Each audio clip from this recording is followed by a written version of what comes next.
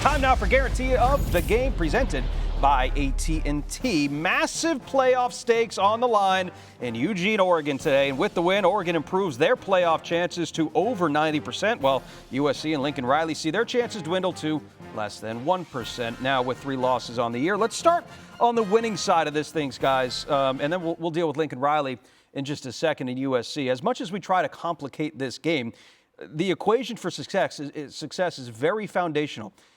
Teams that can run the ball and teams that can stop the run generally win over teams that cannot do that, right? That's right. And Football. that was never more evident than in this game Very today, complex. Maddie. Did today's result alter how you view Oregon as it pertains to their chances to make some noise in the college football playoff this year? Yeah, I mean, it definitely does. And this is something that, Skubie and us, we were all talking about it, right? As we're preparing for this show, we just think that Iowa game in particular for this Oregon football team was just like a huge step forward for them. For Will Stein, for Dan Lanning, for Noah Whittington, that offensive line, and just that physical presence that they had. And that's a word that we kind of kept using, right? Yeah. It's just like this team, it continues to get just more physical, right? They're, as Kirby Smart would say, they're adding physicality That's right. to the way that they play. And of course, hey, with Dan Lanning, it was only a matter of time. And now this young football team finally kind of finding their way through this. And Dante Moore playing tougher, there's no doubt about it. Knowing Whittington, Kenyon Sadiq and him being He's back. on a tear, man. I mean, I know he's a tight end. I don't know what the hell he is. He's just a really good football player because when he runs routes,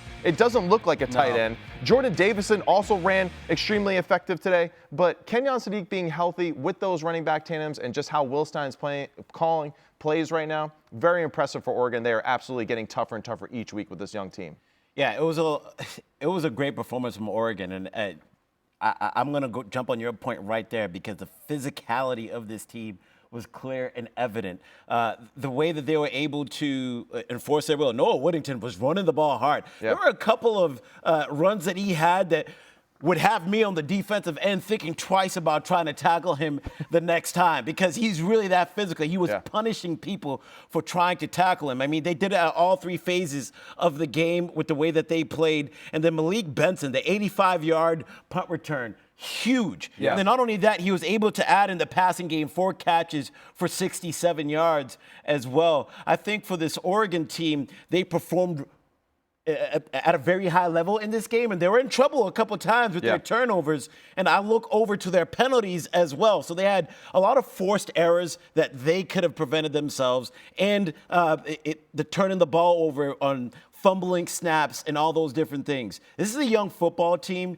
and I think they showed us toughness, but these are the things that I worry for them if they go into the college football playoff. Matt, I think we talked about it. Yeah, there was a lot of flags. This was very accurate. It feels like they're 1 year away from being there with the Tier 1 elites. Skubie, They just totally need to clean agree. some things up. Totally agree with you. I think this is a young football team that Dan Lanning's got to be pumped about and knows that next year might be the real year that they can all put it together, right, and really make a deep run into it. Now, not to say that can't happen this year, but I would think that the matchups have to be a little bit more on their favorable side for them. The other aspect, too, just Bryce Betcher, right? Yes. Just finishing the season off, senior day, getting that 1-yard touchdown Super run cool. there in that wildcat situation. So I thought that was an awesome moment for this football team. Mateo Uiagalelei played another phenomenal game at the defensive end, defensive tackle position. He does a little of everything. Forced a fumble today, had some sacks as well, very disruptive in the backfield. And I think overall for this team, right, you're just seeing Dante Moore start to, I feel, just get a little bit more comfortable with the way that he plays, right? Yeah. And I think that's a huge thing for them too, right?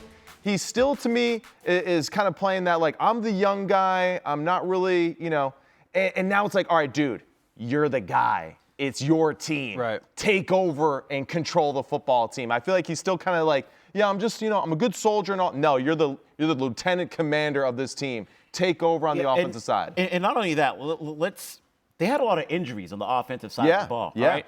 Dante Moore is missing 2 of his best wide receivers. He's missing Decoria Moore and he's missing Gary Bryant Jr. Right. And then they had 3 backup offensive linemen playing for him and blocking for him. And they were still able to protect him well in that game. So you have all these things going against you for Oregon, and you're still able to be in a shootout, put up 42 points against this USC team, be more physical, force the turnovers on defense, get some plays in the special teams. all around, it just showed me that they're tough. Yeah. I think USC is a team that has a little bit more talent on their offensive side of the ball just because they got some dudes at the wide receiver position. Yes, Mageza is that guy, and they have a great play caller. But Oregon was just a more physical football team, and sometimes that matters more. That's how football is. By the way, I know we saw that they have a better than 90% chance to make the college football playoff. They play Washington next week. Washington doesn't lose a lot of games at home, by the way, so let's not overlook that game, and we would see what happens with the 10-2 Oregon team. The playoff hopes for Lincoln Riley and USC likely are non-existent now. It's a long flight back home for Lincoln Riley. You see here 6 consecutive losses against AP top 10 ranked teams. Might get some shade from the Trojan faithful here, guys, but USC perceives itself as one of the game's top brands when, like, really, when was the last time that Lincoln Riley has had a program-defining win as the head coach at USC? Maybe it was back in 2022 when they would have made the playoff if it had been 12 teams in that year. It just seems like they are close, and they're better this year. There's no question about it. They made some improvements. But it still feels like there's a bit of separation between a Lincoln Riley and USC and even a Dan Lanning or a Kirby Smart or Ryan Day.